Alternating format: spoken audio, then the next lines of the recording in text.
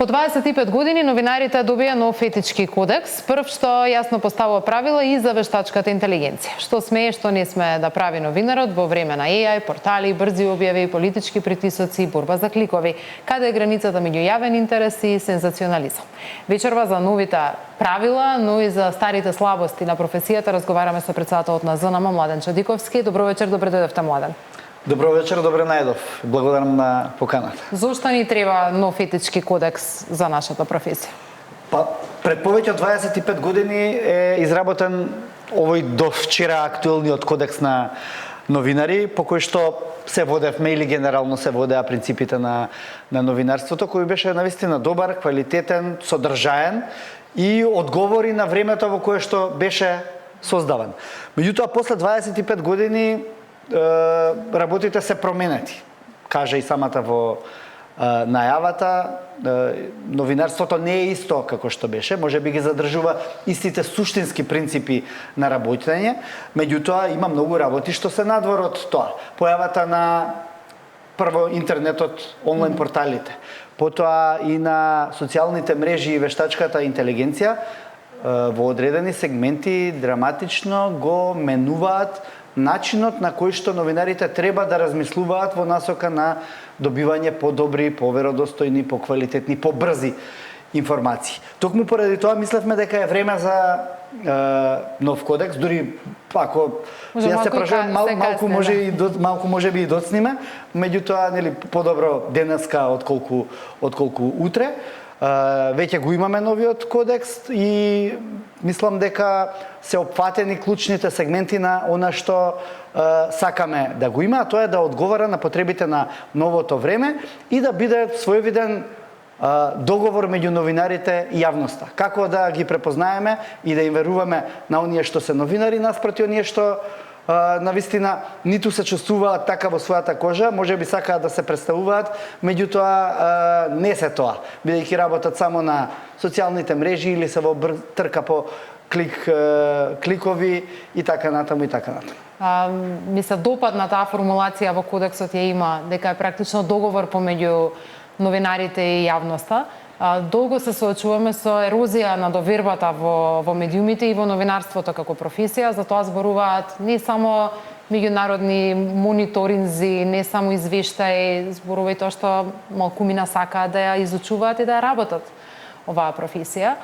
Верувам дека почитувањето на еден ваков документ може да оди во насока на јакнење на критериумите и јакнење на довербата во новинарството. Беше ли инклузивен овој процес, успеавте ли да соберете и меѓународни искуства, но и домашни, затоа што меѓу другите проблеми ние имаме тука и силна поделеност во нашата фела? Многу беше едноставно да земеме и да препишеме некој кодекс, некоја европска земја или од Европската федерација на новинари, на пример.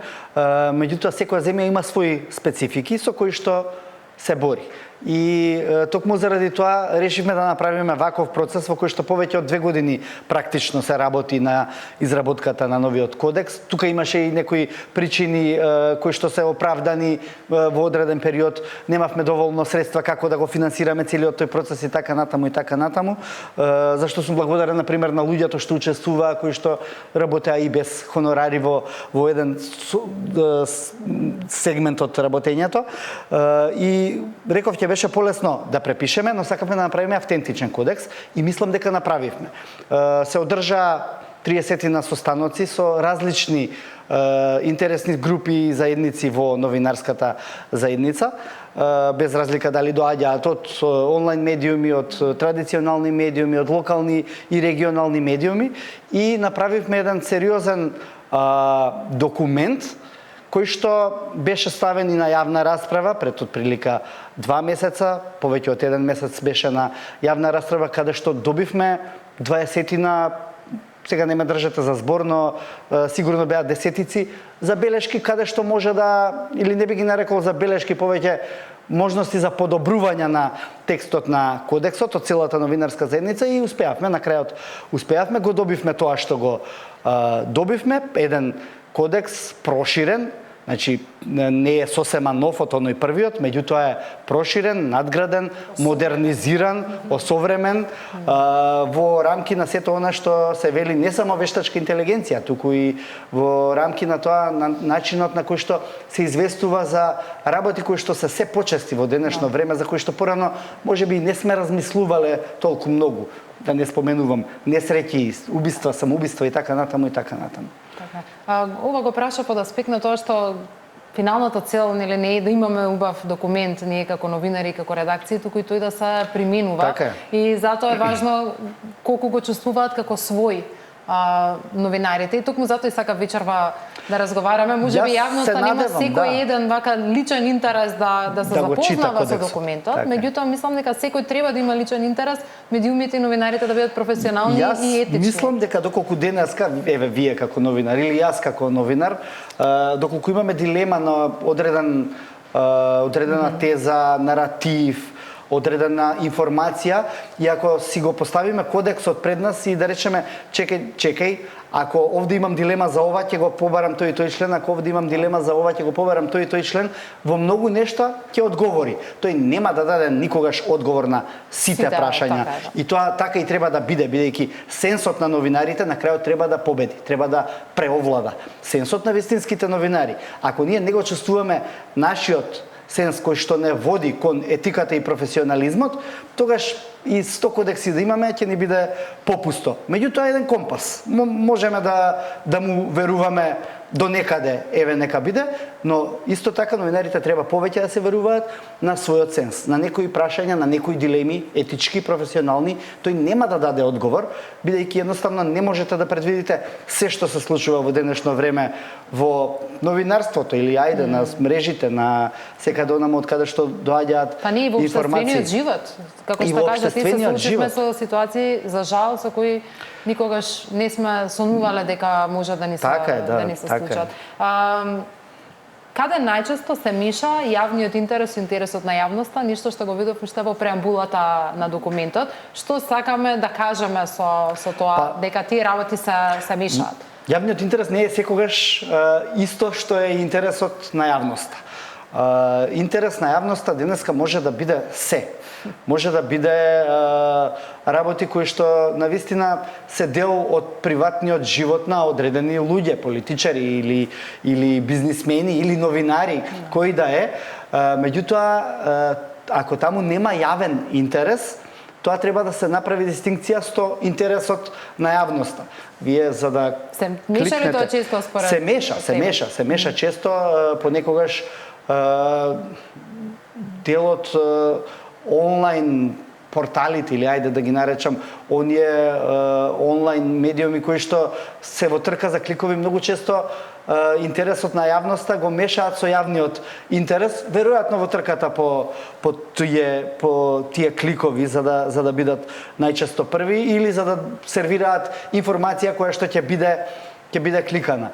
Токму заради тоа правиме тука дистинкција, сакаме тоа да биде јасно назначено, што не значи дека после усвојувањето на кодексот ќе нема такви кои што ќе сакаат да пласираат вести за кои што јавноста е заинтересирана.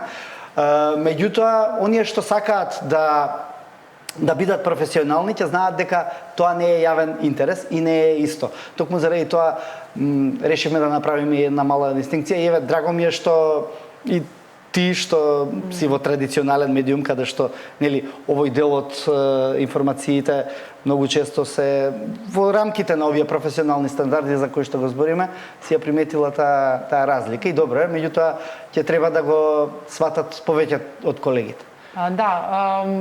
Да се работи во традиционален медиум често значи да се работи во малку попрофесионални, организирани, хиерархиски поставени услови со повеќе ресурси. За жал, голем дел од медиумите имаме и лјадници, нели, особено во онлайн сферата, ги немаат ресурсите за да секогаш проверат соодветно, за да имаат доволно време, новинарите кои се малубројни, за да објават точна информација.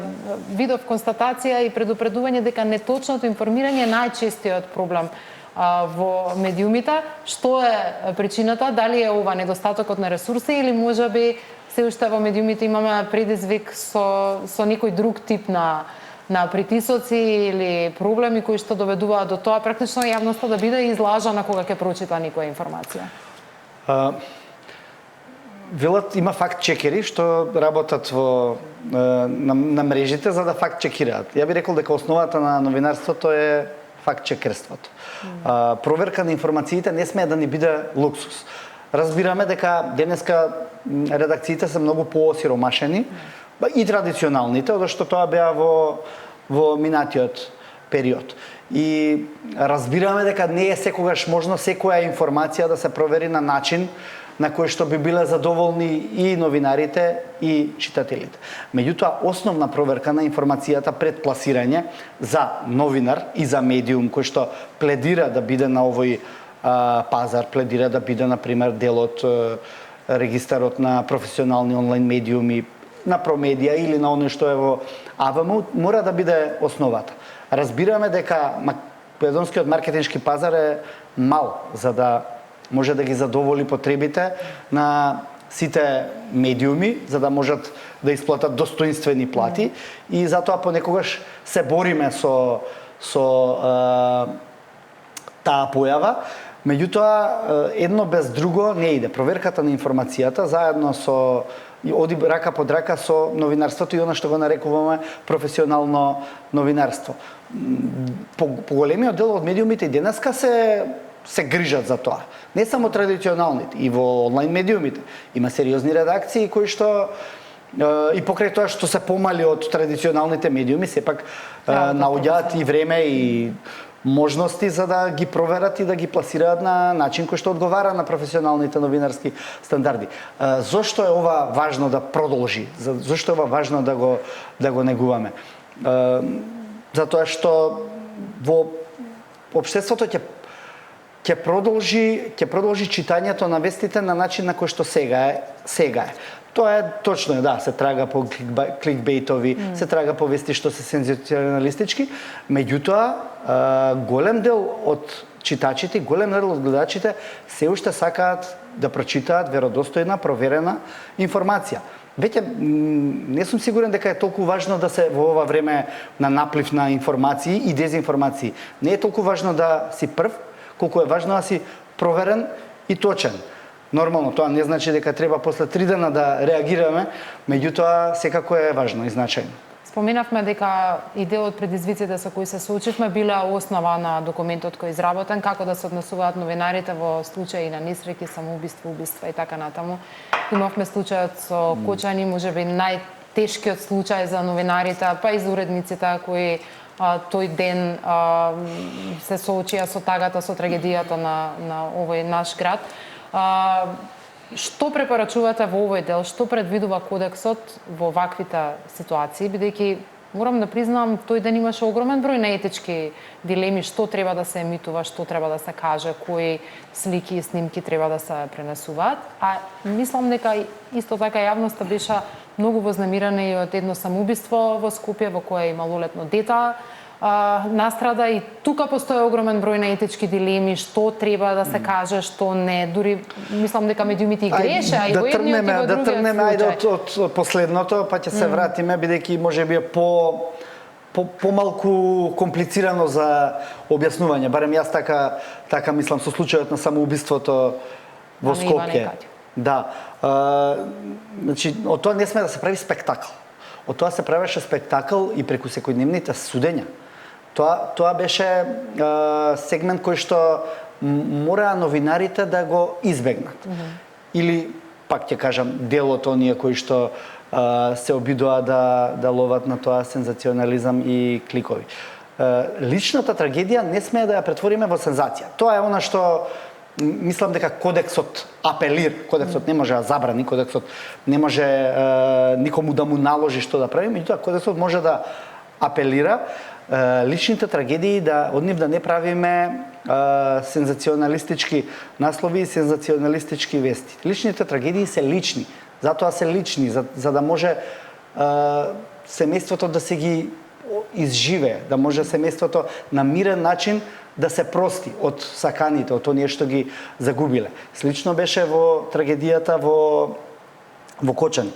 Можеби прв пат се соочивме со толкав Тие габарит, размери, на тие размери на трагедија и сите бевме помалку и во едно, да речам, се обидувавме да видиме каде е границата на тоа известување, каде започнува сензационализмот, каде треба да се представи трагедијата. Секако треба да се представи, секако треба да се известува. Личната болка може да се види, меѓутоа ние не треба да влеземе во гробовите на луѓето за да ја представиме личната болка. Постојат многу начини за личната болка да се представи, за да се даде димензија на трагедијата каква што треба да се даде. Зошто? За да утре не ни се повтори, за да можат институциите да реагираат. И сега во ваков сегмент ниеден кодекс не може точно да ви пропише што да направите кога ќе се деси ваква трагедија. Токму затоа тука зборувам за сенсот на секој од нас кога ќе седне зад камерата како вие и јас сега, или кога ќе седне зад тастатурата за да го напише текстот, или кога ќе фотографира со објективот, што од она што ќе го фати во објективот е дел од квалитетот, а што е дел од она што можеби не треба да биде. Ајде за уште една граница која поставува кодексот, тоа е при користењето на вештачка интелигенција. Денес када не ја користите, ќе бидете навистина и застарен. Тоа е како, не знам, пред 20 на години да речете аз Google не користам, ќе се барам на друг начин информации, но каде е границата до каде остануваме ние професионални новинари при користењето на овие нови алатки, а каде веќе се злоупотребува практично и се манипулира јавноста?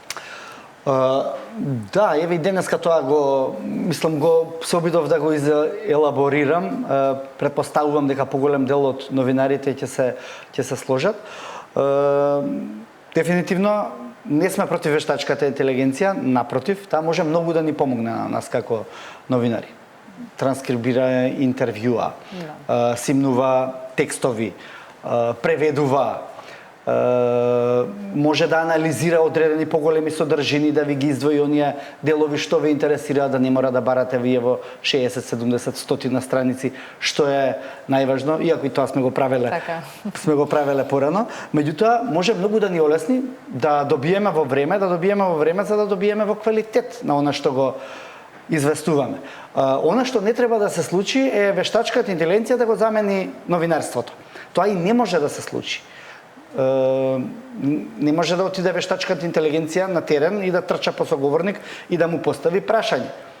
Може би во некоја далечна иднина ќе може некој робот да трчи и да постави прашање. Меѓутоа, сега за сега тоа нема да може.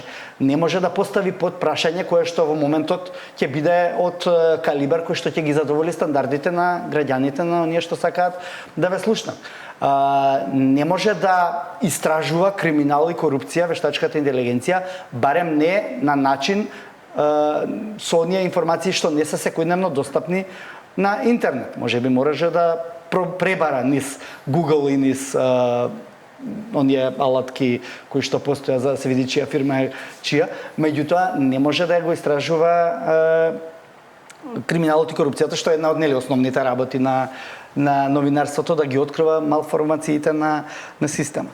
Значи, таа може многу да ни помогне, не треба да го замени новинарството и треба да биде секогаш јасно наведено кога ги користиме услугите од вештачката интелигенција.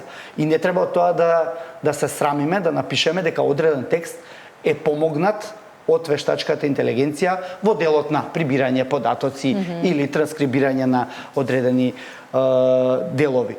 Она што не треба да се случува е да се користи вештачката интелигенција во користење на фейк видеа, фейк наративи, во создавање на цели текстови кои што ќе бидат презентирани како авторски текстови, а не се тоа, бидејќи на крајот на денот вештачката интелигенција не може да преземе одговорност. Одговорноста ќе ја преземе или новинарот, или уредникот, или медиумот доколку погреши. Затоа не треба да се ослониме на начин што би го нарекол некритички и ќе дозволиме таа да не контролира нас. Не, ние треба да ја контролираме вештачката интелигенција за да ни биде наш верен, сојузник, би рекол. Во спротивно, ние ќе се претвориме во нејзин слуга и може да се случи да не завршиме добро. Последно би сакала и околу тоа колку со документ можеме да ги заштитиме или да им дадеме алатки на новинарите и за спротивставување или на медиумите за спротивставување на политичките притисоци, нешто што во минатото можеби го имало повеќе, меѓутоа коментари од политичари за медиумите секогаш имало и се уште има.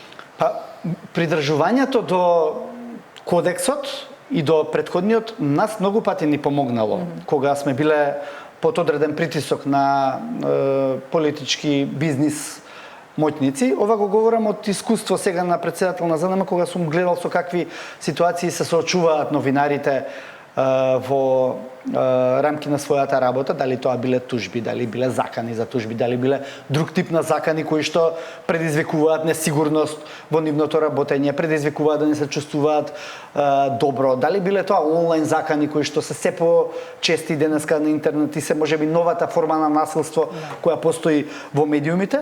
Зошто е важно тогаш да се придржуваме до кодексот? Затоа што ако се придржуваме до кодексот, тоа е еден вид на протокол. Тогаш не можете да сгрешите.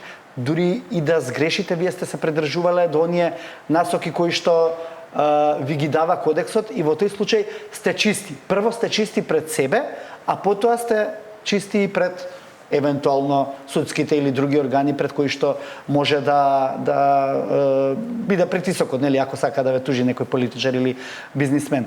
А кога сте чисти пред себе, тоа е најдобрата одбрана од се. Затоа велам да бидеме